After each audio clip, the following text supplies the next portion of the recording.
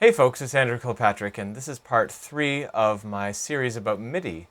And today's topic is talking about the 5-pin DIN MIDI connection. That's the original sort of MIDI plug that everyone sort of knows and recognizes. And we're going to be talking about some of the electrical details and a little bit about how the actual bits go over the wire. So let's get started. So in this video, we're going to talk about the electrical design of MIDI. We're going to talk about the actual data protocol that goes over the wire, the MIDI cable. And then we're just going to briefly discuss some of the differences between DIN MIDI and USB MIDI. So let's go to the bench and take a look.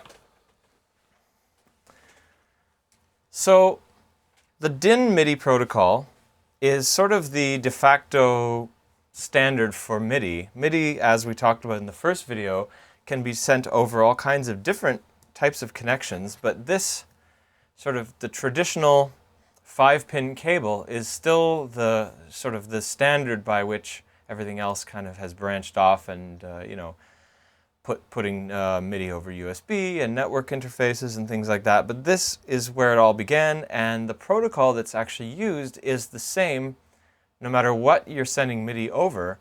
It's based on what was designed to go over this connection here. So let's look at the electrical part first. I actually have a printout from the MIDI Spec. This is the MIDI Spec that you can download on the MIDI Manufacturers Association website. Let's look at this top part first. This is the detailing the receiving side. And down here, actually I'll just slide this up. This part here is detailing the sending side. Now, there's some differences in modern implementations. Some different components get used and so on, but basically it's all MIDI ports more or less work exactly like this. So let's start by looking at the sending side. The sending side, one thing to keep in mind is if you look at the pinouts here, here's the receiving side pinout and here's the sending side pinout. So the MIDI in port actually only uses 2 pins. The middle pin here says NC, no connect, and then these two say no connect. And in fact, on the sending side, it's the same situation. These 2 outer pins are not used at all, and the middle pin, pin 2, is actually connected to ground. So that's like used as a shield. But you'll notice the ground is not connected on the MIDI in. So let's talk about the MIDI out first. What's really going on here? Well, we've got data. This data is coming from our microcontroller or some sort of digital processor inside our device. And we're going to send it. These are representing some buffers. It depends on what you want to design the circuit like, how you want to do that. But basically, this gets amplified so that it has enough strength to drive this cable. Goes through a resistor right here, and then it goes into pin 5. And that's the signal line that actually goes up and down, driven by the actual data signal. And then the other pin is actually just connected via a resistor to 5 volts, which is a power supply inside our system. So this might seem a little strange. This is kind of like the signals on one wire, and then we've just got 5 volts on another wire. What's the deal? Well, if you look at the MIDI inside up here, you'll see that what happens when this signal gets connected on this end is actually pin 4, you'll see is the plus. I would call this plus and minus. Let's put plus and minus on here as well. The plus side goes in here through another 220 ohm resistor. So now we've got 660 ohms in series with the whole thing. Goes past this diode, we'll talk about that in a second, and it goes into this little guy here. And this is an opto-isolator. So this is basically, I have another video on my channel talking about opto-isolators. This is basically 2 components in one that are not electrically connected to one another. There's an LED. It's usually an infrared LED, like the kind in a TV remote. And then there's a phototransistor that responds to the IR light inside, and those are both packaged in a plastic housing. And then the phototransistor actually sends out our data to the receiving side. So the microcontroller in the synthesizer, let's say, would get the data from here. And there's a resistor just pulling this up. The values you'd use on modern systems might be a little different than this because this is an older device. But basically, this is the concept. When there's nothing plugged in, or when no current is flowing because this guy isn't on, remember, when the data is not being sent, this sits at the high state, so it's the same voltage as here. So no current's flowing. These two pins are at the same voltage. When no current's flowing, this LED is off, and this phototransistor is off, and that means that this resistor here just pulls up the signal to a 1 state. We've got 1 and 0, so it's just looking like this. There's no data being sent. That's kind of the idle state for the system. When we want to send a bit, a 0 bit, we turn this on. This goes low, and now this is at 5 volts, and this is at 0 volts. And now current will flow through here and light up this LED, and this phototransistor will turn on, and then we'll pull this line here down to ground. And now the signal will go down to a 0. So this is a 1 and this is a 0. And basically just by pulsing this on and off, this LED will flash over here, and then the output signal will come out, and it will be in the same polarity. When you send a 1 here, you get a 1 here. When you send a 0 here, you get a 0 here. But the only time current ever flows is when you want to send a 0. And so this might seem a little overly complicated just for sending some bits across a wire, but there's a really, really important point, and the people who worked on the design for MIDI originally were really smart in realizing that audio and data don't always get along very well, because audio has a large dynamic range. It is really easily susceptible to noise because we can hear really, really small disturbances to our audio signal, and I think they realized right away that if we started sending 5-volt digital pulses around between synthesizers and so on, that it was likely to cause problems with being able to hear this data signal leaking into the audio. And in fact, if you have a miswired system, then you may actually have heard that noise. The easiest way to test for it is to move the pitch bend wheel on a synthesizer, because it sends quite a lot of data, or turn a knob, and you'll probably hear quite a lot of buzzing noises and stuff. And that probably means that there's some sort of a path that shouldn't be there. But the basic idea of the opto-isolator is that this section of the MIDI in circuit is actually not electrically connected to anything else in the synthesizer. Because this ground is lifted, there is a shield on the cable. It's only connected on this end because we've plugged it into this grounded pin here, which is connected to the shield on our cable.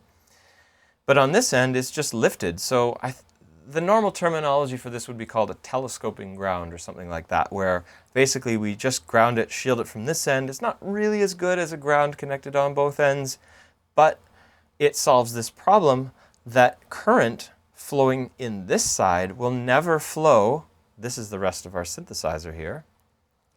The current will never flow in the rest of our synthesizer, and we won't get a ground loop with any audio cables. And that's a really, really cool feature of MIDI that actually isn't present in many other protocols. For instance, USB doesn't have isolated grounds like that unless you use a special device like a USB isolator. And in fact, I just bought a piano last year, a digital piano, and it didn't have DIN MIDI ports, and I was almost ready to not want it because of that.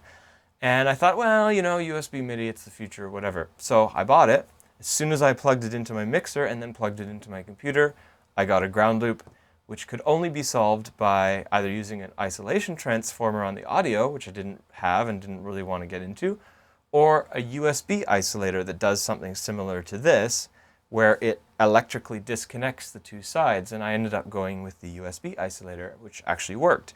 But that's a good example why some very simple low-cost circuit like this really is the reason why MIDI can work so well in the studio and it doesn't cause noise and disturbances to the audio signals. So that's a really interesting point of about MIDI, and it's one of the things that's really a good design decision right from the beginning, just to make it kind of just work really well. Because fighting with ground loops, and especially in unbalanced cables and things, that's hard enough in the studio, let alone add a whole bunch of data wiring going in other directions around, and that's just makes things more difficult. So now let's talk about the actual protocol. And I'm not talking about the kinds of, how do you spell that? Protocol, like that. That's not talking about the actual messages themselves, but a little bit lower level details of like what actual bits are going over this cable. So we've got this cable. We know that there's a current loop going over it that's lighting up an LED. So the signal is actually going all the way around and coming back. And we've got this isolated situation here. So this is kind of like a remote LED on the end of this cable, blinking away. Oh, I forgot to mention the purpose of these resistors and this diode. So let's just get into that. These resistors are sort of current limiting resistors, so that if there's a short circuit on this cable, there's a limit to how much current can flow to ground or to somewhere else through these connections, so we don't burn out stuff in our system. Same thing here, that if we plug the wrong kind of cable in here, this would limit how much current goes through this LED so that it won't be destroyed by plugging into some other kind of device with a 5-pin DIN. And then this diode here protects this LED from being hooked up in reverse, because if these pins were flipped because we had a badly wired cable, this diode would turn on and it would short out this LED, and then you wouldn't get any reverse breakdown on this LED. So anyway, let's talk about the actual protocol. So there's a few things about the MIDI protocol that are kind of interesting, and they're based on things that were popular around the time when MIDI was invented in the early 1980s. The most common one that we probably would still at least have heard of, if not still use from time to time, is RS-232. And that's kind of the de facto standard on old computers for things like mice and modems and stuff like that. RS-232 implements some other kinds of voltages that work totally differently from MIDI, but the actual data that goes over those kinds of connections is pretty much the same as what we have with MIDI. And the way that the bits work, remember we were talking about the ones and the zeros a moment ago, the bits basically sit at 1, here's 1 and here's 0. And when there's nothing happening, there's a 1. There's no current flowing on our cable. If we unplug our cable, nothing changes. But if we want to send data, then we want to send zeros and ones. And every message is byte-oriented, which means that every byte is a separate entity. There's no clock. It's called asynchronous, which means that the clock is sort of known by how fast we've already decided MIDI goes.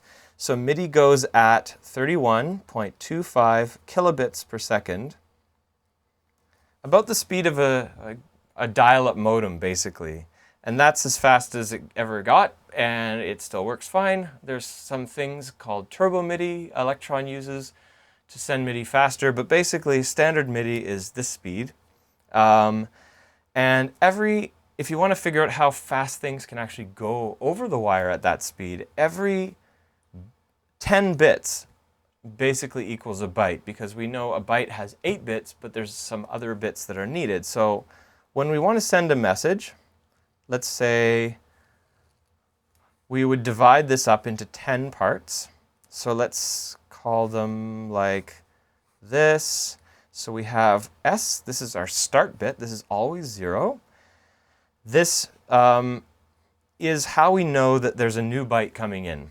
So as soon as this goes low, the receiving side will be thinking, oh, okay, we're getting a new byte of data. Okay, I need to wait a little bit. I'm going to wait till here, and now I'm going to measure the state at this point.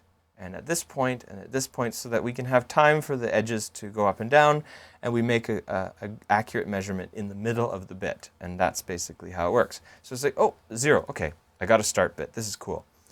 And then it says, okay, I got another bit, and I got another 1, 2, etc., all the way to 8, or 7, sorry, and then the 8th bit is the stop bit, stop. And that's kind of like a sanity check. That means this bit has to be 1. If it's not 1, then it's called what's called a framing error, and that means that there's like, uh-oh, we didn't get a stop bit where we expected it. We counted all these bits, we recorded each one what they were, and we need to get that stop bit for the byte to be considered sort of correct. There's no error checking or error correction in MIDI. So if there's a bit that's out of place, then there's no way for us to know about it other than maybe it makes like an invalid type of message. But if some of the bits are messed up, we could actually get a valid message and we would actually act on it. And that might be bad. It might cause the wrong note to play or something like that. So that's basically how it works. Most messages, I have a little sheet here showing sort of this is also from the MIDI spec, by the way. Showing the sort of the breakdown of different types of messages. And this is the important part up here. Single messages, these are like the system and channel messages that we talked about before that are not the sysx messages. There's only 3 kinds. There's one with 1 byte, one with 2 bytes, and one with 3 bytes. And the first byte is always what's called a status byte. And a status byte is special because it has the most significant bit set to 1. So when we're talking about our bits over here, when we get to bit 7, if the bit 7 is 1, that means it's a status byte. And that's how, in MIDI, that's how we know that we've got the beginning of a new message. So if we plug in our cable partway through a message, we just get some random data. It maybe doesn't even make sense, but as soon as we get a status byte, we know, okay, yep, this is the beginning of a new message. And what this does is it means that the messages are really short and compact. And that's the reason why most messages are 7 bits worth of data, like CC messages, notes are only 7 bits, the velocity is 7 bits, because that 8th bit is reserved for the status byte. It can only be used in a status byte.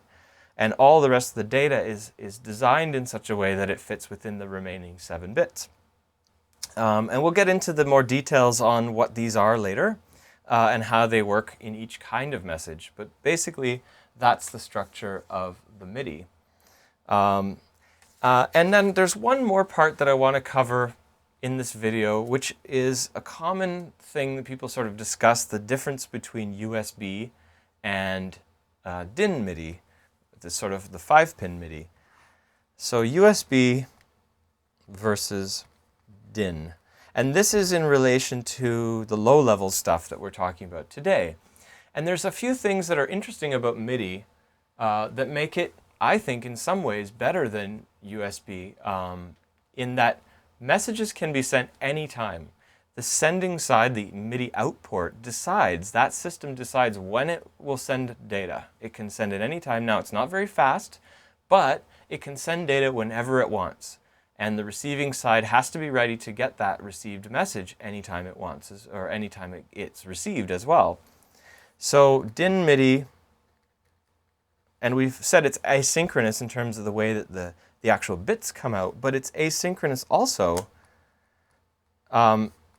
in the way that the actual messages are sent. There's no need for the other end, the receiving side, to say, okay, do you have any messages for me now, or anything like that. The MIDI out port just blasts out data and that's it. In USB, I don't know how many people have really looked under the hood of USB. I've done some USB implementation of drivers, and so I've sort of seen the low-level details, maybe more than I would like to have seen. But anyway, USB is polled. And what that means is that the host, which is normally a computer, is in charge all the time. There's a special chip on your motherboard that controls all the timing of USB and when data will be transferred and all that kind of stuff. And that's the host controller. And that means that every device gets asked, hey, do you have any data? Hey, do you have any data? Hey, do you have any data? And if it has some data, then it can respond and say, yes, here's my data. And if it doesn't have any data, it says NAC, which is the USB terminology for, I don't have anything for you. Sorry, go away. And as much as there's extra time left over and there's not other devices using the USB, then it will ask over and over again. So sometimes it can actually ask quite often, but that's not necessarily guaranteed. In MIDI, it's more or less guaranteed that once every millisecond, every 1 millisecond, it should go to your device and say, hey, do you have anything for me?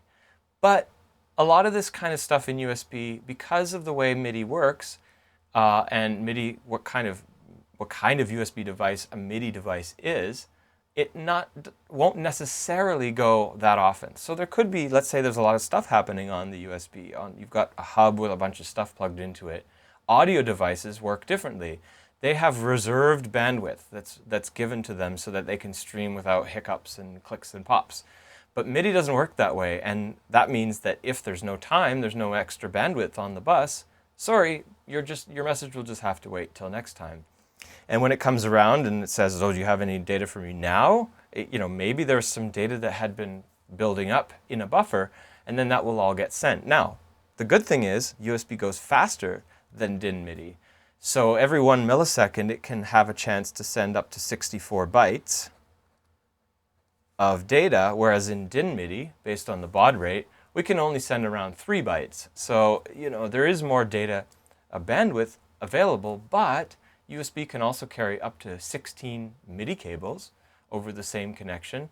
And because it's got this kind of unknown timing, it has the potential of being a little bit more unreliable in terms of how rock solid the timing is. And you'll hear people talk often about old sequencers and running on old computers having better timing, or have hardware drum machines and hardware sequencers having better timing. And part of it's because of how those kinds of systems are made, but another part of it has to do with the fact that the data transmission is really a lot more low level, a lot more immediate. When you want to send data, there it is. Now, because if you want to send a lot of data at once, obviously that won't go as fast over DIN as over USB. But in most cases, because things are kind of happening, notes are not always at the same point, clocks happen in between notes and things, there's usually enough bandwidth to go around. And so that kind of, there's advantages and disadvantages of each technology, but the way MIDI originally was designed, I think, was really, really smart and really advanced for its time. It's still impressive, to say the least. So anyway, that's part 3, DIN MIDI protocol. We're going to get into the sort of the message stuff and some of the more sort of mid-level details of like how the actual messages are put together and stuff in upcoming videos. We're going to cover USB MIDI in more detail as well, and then we'll see where that leads us. So please like and subscribe. And if you have any comments or questions, please leave them in the comment section below. Thanks a lot. Bye now.